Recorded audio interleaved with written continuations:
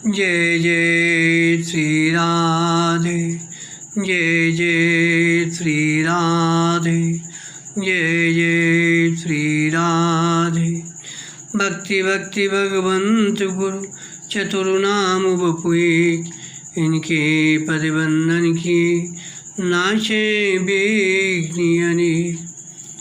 नमो नमो जय श्री वृंदावन रसि वर्षति घन घोरी। नमो नमो जय कुंज मेलिनित, नमो नमो जामय चुकहोरी। नमो नमो जय कुंज विहारिन, नमो नमो प्रीतम चितचोरी। नमो नमो जय श्री हरिदासी, नमो नमो इन्हीं की जोरी। आज के सत्संग में श्री नामदेव जी का आगे का चरित्र वर्णन करेंगे। प्रियादास जी कहते हैं, नृप सोमले बोल कही मिले साहेब को, दीजिए मिलाए करामात दिखिराइए। होई करामात तो पे काहे को कशब करें, भरे दिन ये पे बाट संतन सो खाइए। ताई के प्रताप आप यहाँ लो बुलायो हमें, दीजिए जेवाए गाय घर चले जाइए। दहीले जेवाए गाय सहज सुभाई ही में, अति सुख पाए पाए परो मन भाई। एक बार श्री ज्ञानदेव जी के मन में तीर्थ यात्रा का विचार उदय हुआ। उन्होंने सोचा कि नामदेव जी को भी संग ले चलते तो बड़ा अच्छा होता। श्री ज्ञानदेव जी ने अपना मनोभाव श्री नामदेव जी से कहा, तो नामदेव जी ने कहा, मैंने तो मनसा वाचा कर्मणा अपने को श्री विट्ठल जी के चरणों में समर्पित कर दिया है। आप इनसे पूछ लें, यदि वो आज्ञा दें तो मैं भले ही चल सकता हूँ, अन्यथा मुझे तो श्री विट्ठल जी के चरण कमलों को छोड़कर कहीं जाने की इच्छा नहीं होती। मेरे तो सर्वतीर्थ विट्ठल चरण ही हैं। श्री ज्ञानदेव जी ने भगवान श्री विट्ठलनाथ जी से निवेदन किया। श्री ज्ञानदेव जी भी जोरावर भक्त थे, अतः श्री विट्ठलनाथ जी इनकार तो नहीं कर सके, परंतु ज्ञानदेव से बोले, नामा मुझको अत्यंत प्रिय है, मैं एक क्षण के लिए भी उसे पृथक नहीं कर सकता, परंतु तुम्हारी इच्छा है तो ले जाओ, परंतु मेरे नामा को संभाल कर रखना। यह कहकर श्री विट्ठलनाथ जी ने अपने श्री कर कमल से नामदेव जी का हाथ पकड़कर ज्ञानदेव जी के हाथ में दे दिया। तीर्थ यात्रा करते हुए श्री ज्ञानदेव जी, श्री नामदेव जी आदि वैष्णव संत मंडली सहित चले। वैष्णव मंडली श्री धाम वृंदावन का दर्शन कर कुरुक्षेत्र को प्रस्थान किया। संतों की यह जमात जहाँ ही पहुँचती आनंद का समुद्र उमड़ पड़ता। रास्ते में भक्तों को दर्शन, उपदेश, कथा कीर्तन से अलौकिक सुख देते हुए ये लोग दिल्ली पहुँचे और कीर्तन की ध्वनि से दिल्ली नगर गूंज गया। यत्र तत्र सर्वत्र इन संतों की चर्चा होने लगी। बात बढ़ते बढ़ते दिल्लीश्वर के दरबार में भी पहुंची। यवन बादशाह से यह प्रशंसा सही नहीं गई। उसने परीक्षा लेने का विचार किया। अतः राजा सिकंदर लोदी ने श्री नामदेव जी को अपने दरबार में बुलाया और कहा, आप साहब से मिले हैं, उनका दर्शन करते रहते हैं, ऐसा मैंने सुना है, तो हमें भी साहब से मिला दीजिए और कुछ विचित्र चमत्कार दिखलाइए। श्री नामदेव जी ने कहा, यदि हम में कोई शक्ति या चमत्कार होता तो फिर खाने के लिए दिन भर धंधा ही क्यों करते। किसी प्रकार दिन पूरे कर रहे हैं, पर बात यह है कि दिन भर धंधा सिलाई छपाई करने से जो भी कुछ हमें मिल जाता है उसे संतों के साथ बांट कर खाता हूँ। उन्हीं संतों की सेवा के प्रताप से लोग मुझे भक्त कहते हैं और दूर दूर तक मेरा नाम फैल गया है। तभी आपने भी हमें यहाँ अपने दरबार में बुलाया है। बादशाह को श्री नामदेव जी के दैन्य पर विश्वास नहीं हुआ, क्योंकि उसने बड़े बड़े अच्छे सच्चे लोगों ने श्री नामदेव जी की प्रशंसा की थी। अतः वह चमत्कार दिखाने के लिए हट कर गया। इधर नामदेव जी भी अपनी हट पर अड़ गए। अरे भाई, यदि राजहट प्रसिद्ध है तो साधु हट भी तो अति प्रसिद्ध है। भक्ति मार्ग में हट का विधान है। जब नामदेव जी किसी प्रकार भी कहने से चमत्कार दिखाने को राजी नहीं हुए तो उस दुष्ट यवन बादशाह ने उन्हीं के सामने एक गाय को मंगाकर अपने हाथों से गोहत्या करके नामदेव जी से बोले, यदि तुम सच्चे फकीर हो तो इस मरी हुई गाय को जलाओ, अन्यथा इसी तलवार से तुम्हारा भी सिर उड़ा दूंगा। श्री नामदेव जी का भावुक हृदय आँख के सामने गौवध देखकर शेर उठा। अपनी सिद्धता दिखाने के लिए नहीं, अपना सिर बचाने के लिए नहीं, गौमाता को जीवन दान देने के लिए श्री नामदेव जी ने भगवान से प्रार्थना की। बिनती सुन जगदीश हमारी, तेरो दास आस मोय तेरी, इत कर कान मुरारी, दीनानाथ दीन वह टेरू, गाय क्यों न जिवायो, आछे सभी अंग हैं या के, मेरे ये सही बढ़ाओ, जो कहूँ या के कर्म ही में नहीं, जीवन लिखो विधाता, ता नामदेव की आयुर्दासों होए तुम ही प्रभु दाता।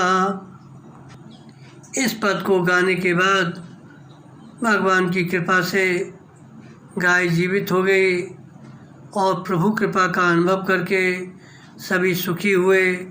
यह देखकर बादशाह अति प्रसन्न हुआ और श्री नामदेव जी के चरणों में पड़ गया। यह विचित्र चमत्कार देखकर बादशाह ने श्री नामदेव जी से कहा, आप कृपा करके कोई देश या गांव ले लीजिए जिससे मेरा भी कुछ नाम हो जाए। आपने उत्तर दिया कि हमें कुछ भी नहीं चाहिए। फिर बादशाह ने एक मणि जटित सैया आपको दी और कहा कि इस पर अपने साहब को सुलाना। भगवान के नाते श्री नामदेव जी पलंग को सिर पर धर कर ले चले। तब बादशाह ने कहा कि 10-20 आदमी मैं आपके साथ भेजता हूँ, वे इस पलंग को ले जाएंगे और आपको निवास स्थान तक पहुँचा देंगे। आपने बिल्कुल मना कर दिया, इसलिए कि यह भगवान के शयन का पलंग है, मैं उनका सेवक हूँ, अतः मुझे ही अपने सिर पर रख कर ले जाना चाहिए। फिर भी बादशाह ने पलंग की सुरक्षा के लिए 10-20 आदमी संग कर ही दिए। श्री नामदेव जी ने पूछा, आप लोग क्यों चल रहे हैं? सिपाहियों ने कहा, यह बहुमूल्य वस्तु है, रास्ते में कहीं चोर डाकू न छीन लें, इसलिए हम साथ चल रहे हैं, घर पहुंचाकर लौट आएंगे। इन्होंने विचार किया, ये लोग तो पहुंचाकर चले आएंगे, मूल्यवान वस्तु है, इससे अनेक प्रकार का संकट आ सकता है, भजन में बाधा हो सकती है। अब हम भजन करेंगे या इस पलंग का पहरा देंगे, चोर डाकू आवेंगे, श्री ठाकुर जी को गिराकर पलंग उठा ले जावेंगे, बाद में दुख होगा। इस तरह नामदेव जी विचार करने लगे तथा मार्ग में यमुना नदी पड़ी और उसके अथाह जल में उस पलंग को डाल दिया। राजा को इसकी सूचना मिली तो वह चौंक कर आश्चर्य में पड़ गया और सिपाहियों से कहा, उन्हें शीघ्र बुलाकर लाओ। श्री नामदेव जी फिर आए और बोले कि अब क्यों बुलाया? तब बादशाह ने कहा, जो पलंग मैंने आपको दिया है, ज़रा उसे यहाँ लाकर कारीगरों को दिखा दीजिए। उसी प्रकार का नया दूसरा पलंग बनवाना है। श्री नामदेव जी समझ गए यह पुनः परीक्षा करना चाहता है, नहीं तो सेवकों ने तो बताया ही होगा, परंतु यह फिर करामात देखना चाहता है। अतः रिसा कर बोले, वह पलंग तो मैंने भगवान को सौंप दिया है, मेरे साथ चलो, मैं वहीं से निकाल कर दे देता हूँ। बादशाह बोला, क्या वह अब तक वहीं रखा होगा? इन्होंने विश्वासपूर्वक कहा, भला भगवत अर्पित वस्तु को कौन नष्ट कर सकता है? वह तो अक्षय एवं अचल हो जाती है। अब तो नदी के किनारे पहुंचकर श्री नामदेव जी ने बादशाह के सामने ही वैसे ही 50 पलंग निकाल कर रख दिए और नामदेव जी बोले, इनमें से अपनी पहचान कीजिए। बादशाह का पहचान कर लेना तो दूर रहा, उसकी सुध बुध खो गई, क्योंकि बादशाह ने देखा कि नामदेव जी ने जल में प्रवेश करके अनेक पलंग वैसे और उससे भी मूल्यवान निकाल निकाल कर डाल दिए हैं। वह तो हैरान हो गया यह देखकर कि लगता है मानो नदी में पलंग का कारखाना हो। उसने कहा, नामदेव जी, मैं नहीं जानता था कि आप इतने पहुँचे हुए हैं, सच्चे शहंशाह तो आप ही हैं। कहते हैं, चाह मिटी चिंता मिटी, मनवा वे परवाह, जाको कछु न चाहिए सोही शहंशाह। नामदेव जी की करामात देखकर बादशाह बहबस उनके चरणों में आ गिरा और प्रार्थना करने लगा, मुझे ईश्वर के दंड से बचा लीजिए, मैंने आपकी परीक्षा की। ईश्वर उस महापाप से रुष्ट होकर कठोर दंड देगा, इस अपराध को आप ही क्षमा कर सकते हैं। नामदेव जी ने कहा, यदि क्षमा चाहते हो तो एक बात करो, पुनः इस प्रकार कभी किसी साधु को दुख मत देना। इसे बादशाह ने स्वीकार कर लिया। फिर उन्होंने कहा, फिर अब कभी मुझे मत बुलाना। ऐसा कहकर नामदेव जी वहाँ से चल दिए। इस पर एक उदाहरण सुनाते हैं मोहनी शरण देव जी टटिया स्थान वालों का। बादशाह शाहजहाँ ने एक दिन महल में एक चित्रपट देखा जिसमें उसके दादा अकबर बादशाह एक हिंदू फकीर के सामने पृथ्वी पर साष्टांग पड़े हुए हैं। यह देखकर उसे बड़ा आश्चर्य हुआ कि इतना बड़ा महान सम्राट किसके सामने दीन की भांति पृथ्वी पर गिरा पड़ा है। मंत्रियों से पूछा तो उन लोगों ने बताया कि ये हैं श्री वृंदावन के रसिक नरेश श्री स्वामी हरदास जी महाराज। शाहजहाँ ने पूछा कि इनकी परंपरा में इस समय भी कोई है। मंत्रियों ने श्री मोहनी शरण देव जी का नाम बताया। तब उसकी भी श्रद्धा उमड़ी कि हमारे बुजुर्ग जिसको पूजे हैं, हमें भी उनके वंशों का आदर करना चाहिए। अतः शाहजहाँ ने अपने सब साज सामान के साथ श्री वृंदावन आकर श्री मोहनी शरण देव जी का दर्शन एवं सत्संग किया। चलते समय उसने निवेदन किया कि मेरे लायक कोई सेवा फरमाइए। तब से ललित मोहनी शरण देव जी ने कहा, बस अब फिर मेरे यहाँ कभी नहीं आइएगा, यही मेरी सेवा है। यह सुनकर शाहजहाँ बड़ा उदास हुआ कि एक संत एक श्रद्धालु को, उसमें भी एक बादशाह को ऐसा क्यों कहते हैं? उसने बड़ी विनम्रतापूर्वक जब इसका कारण पूछा तो इन्होंने बताया, देखो बात यह है कि हमारा और तुम्हारा दोनों का रंग जोरदार है और दोनों को दोनों से भय है। यदि कहीं मेरे यहाँ आते जाते रहने से मेरा रंग तुम पर चढ़ गया तो तुम्हारी बादशाहत छूट जाएगी, और यदि कहीं मेरा ही मन विचलित हुआ और तुम्हारा रंग मुझ पर चढ़ गया तो हमारी फकीरी धूल में मिल जाएगी। अतः तुम अपने घर, हम अपने घर। इस पर एक उदाहरण और सुनाते हैं कि एक बादशाह जंगल में शिकार खेलने गया तो उसे बड़े जोर की प्यास लगी। जल की खोज करते हुए राजा एक महात्मा के आश्रम पर जा पहुँचे। महात्मा ध्यानस्थ थे, उनका कमंडल जल से भरा हुआ था। प्यास से राजा ने वह कमंडल का जल पीकर अपनी प्यास शांत की। इतने में राजा के सेवक सुगंधित द्रव्यों से सुवासित जल लेकर आए। राजा ने वह जल महात्मा के कमंडल में भरवा दिया और वहाँ से अपने देश को चला गया। इधर महात्मा जी जब ध्यान से निवृत्त होकर उठे तो उस कमंडल के जल को पी लिए। महात्मा के तपोपूत कमंडल के जल को पीने से राजा को घर जाकर संसार से वैराग्य हो गया। इधर राजा के रजोगुणी जल को पीने से महात्मा को राजसुख भोग की वासना हुई। दूसरे दिन प्रातःकाल राजा राजपाट छोड़कर महात्मा जी के पास जाकर विरक्त दीक्षा लेकर साधु हो गए और महात्मा दक्षिणा में समस्त राज्य को लेकर राज्य सुख भोगने लगे। तो इसलिए नामदेव जी ने बादशाह से कहा कि मैं कहता हूँ तुम फिर कभी यहाँ ना आना, हम दोनों को दोनों से भय है। इसलिए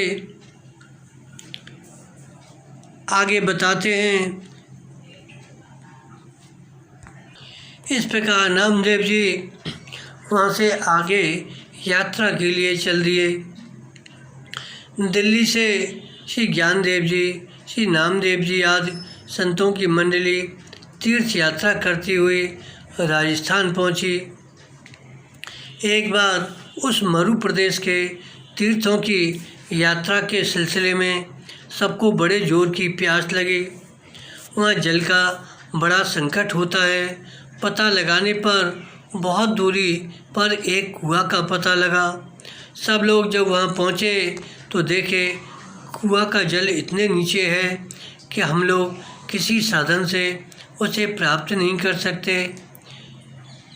श्री ज्ञानदेव जी ने सिद्धि बल से कुएं में प्रवेश कर जलपान किया और श्री नामदेव जी के लिए भी भर कर ले आए, परंतु श्री नामदेव जी ने वह जल नहीं पिया। वे बोले, यह जल आप बड़े श्रम से लाए हैं और लोगों को पिला दीजिए। क्या पांडुरंग को हमारी चिंता नहीं है? मैं तो पांडुरंग के हाथ से प्राप्त जल का पान करूँगा। श्री नामदेव जी ने इतना कहते ही वह कुआं सहसा ऊपर तक जल से भर गया। यह देखकर सब लोग चकित हो गए। फिर श्री नामदेव जी के साथ साथ सबने वह दिव्य जल पान किया। श्री ज्ञानदेव जी ने श्री नामदेव जी को हृदय से लगाकर बड़ी प्रशंसा की। श्री नामदेव जी ने कहा, प्रशंसा के वास्तविक पात्र तो पांडुरंग हैं, जिनको भक्तों की इतनी चिंता रहती है। इस प्रकार ये लोग तीर्थ यात्रा करके पुनः पंढरपुर लौट आए। श्री नामदेव जी ने विचार किया, पहले पंडितनाथ जी का दर्शन कर लूँ, नित्य नियम का पद सुना लूँ, तब घर चलूँ। मंदिर पर गए तो वहाँ बहुत भीड़ थी। जूतों की चोरी की शंका से शायद मन एकाग्र न हो, इसलिए उन्होंने जूतों को कपड़े में लपेटकर कमर में बांध लिया। हाथों से भीड़ को हटाकर भीतर गए। श्री नामदेव जी की साधुता से सब लोग परिचित थे, अतः सबने मार्ग दे दिया। यह भगवान का दर्शन करने लगे और भाव विभोर हो गए। हाथ ऊपर उठा उठाकर उछल उछल कर भगवान का गुण गाने लगे। इसी उछल कूद में किसी पंडे ने उनके जूते दिखाई पड़ गए। प्रथम तो वहाँ के पंडे पुजारियों ने इन्हें बातों से कहकर मंदिर के बाहर जाने को कहा, परंतु प्रेम विह्वल होने के कारण उनके कहने सुनने का कुछ ध्यान ही नहीं रहा। तब उन लोगों ने 5-7 चोट देकर धक्का देकर बाहर निकाल दिया। उन लोगों ने जो कटु वचन कहे वह धक्का देकर बाहर निकाल दिए। इसका श्री नामदेव जी को कोई दुख नहीं हुआ। दुख तो तब हुआ जब पंडे पुजारियों ने कहा, खबरदार आज से मंदिर में पाँव नहीं रखना। तब तो इनके दुख का पारावार नहीं रहा। कहा है, मैं प्रभु के दर्शन से वंचित हो गया। अब श्री नामदेव जी मंदिर के पिछवाड़े जाकर बैठ गए और भगवान से कहने लगे, प्रभु आपने यह बहुत ही अच्छा किया जो मुझ में मार लगाई। मेरे अपराध का दंड तुरंत ही दे दिया, इसलिए मैं बुरा नहीं मानता हूँ, बल्कि यह मेरे मन को बहुत ही अच्छा लगा। परंतु अब कान देकर ध्यान से सुनो, मैं आपसे और कुछ भी नहीं चाहता हूँ। मेरे लिए यह मंदिर के पीछे का स्थान भी ठीक है। अब नित्य नियम के अनुसार यही पद गाता हूँ, सुनो। यह कहकर नामदेव जी पद गाने लगे। श्री नामदेव जी इस प्रकार अपना दुख व्यक्त कर ही रहे थे कि इतने में उनके सांत्वना के लिए श्री कबीरदास जी प्रकट हो गए। बोले, भैया भगवान के यहाँ हम गरीबों का गुजर नहीं है, चलो यहाँ से। श्री नामदेव जी कमरी उठाकर चलने को प्रस्तुत हुए। यह देखकर भगवान श्री पंडितनाथ जी भयभीत हो गए कि दो भक्त फूट रहे हैं। अतः तत्काल प्रकट होकर बोले, हमें तो आप लोगों सरीखे परम अकिंचन भक्ति परम प्यारे हैं। मैं आप लोगों के बिना एक क्षण भी नहीं रह सकता। जब दोनों भक्त राजी नहीं हुए तब अपने वचन को चरितार्थ करते हुए भक्त वत्सल भगवान के हृदय में कृपा उमड़ी और प्रभु ने इनके देखते देखते मंदिर को घुमा दिया। भगवान की यह भक्त वत्सलता देखकर श्री नामदेव प्रभु के चरणों में पड़ गए। भगवान ने उठाकर उन्हें हृदय से लगा लिया। श्री नामदेव जी को दर्शन देने एवं भाव विभोर भक्त का दर्शन करने के लिए भगवान ने विशाल संपूर्ण मंदिर को घुमाकर श्री नामदेव जी की ओर द्वार कर दिया और भक्त भगवान दोनों कृतार्थ हुए। यह देखकर जितने भी वेद पाठी पंडा पुजारी थे, सबके मुख की कांति क्षीण हो गई, सब फीके पड़ गए। जैसे पानी उतरने से मोती फीका हो जाता है। अब उनके हृदय में श्री नामदेव जी के प्रति बड़ी भारी श्रद्धा भक्ति उत्पन्न हो गई। सभी ने श्री नामदेव जी के सुख देने वाले चरणों में गिरकर क्षमा याचना की। उन्हें प्रसन्न देखकर सबको शांति प्राप्त हुई। वर्णन आया है कि मंदिर घुमाने में परम सुकुमार श्री पंडितनाथ जी की कमर चमक गई। अतः उपचार कराने के लिए परम भक्त श्री राका बांका जी के घर गए। वस्तुतस्तु उनके ऊपर कृपा करने के लिए ही भगवान ने यह नाटक किया। संयोग की बात, उस समय श्री राका बांका जी जंगल में काष्ठ लेने गए थे। घर पर उनकी भागवती बेटी थी। भगवान ने आकर पूछा, भगत जी कहाँ हैं? उनकी पुत्री ने कहा, लकड़ी लेने गए हैं। भगवान ने कहा, बेटी जल्दी से खाट बिछाओ, मैं लेटूं। तुम थोड़ा सा हल्दी गरम करके मेरी कमर में सेक लगाओ और जल्दी से हलवा बनाकर मुझे खिलाओ। चोट में हलवा बड़ा फ़ायदा करता है।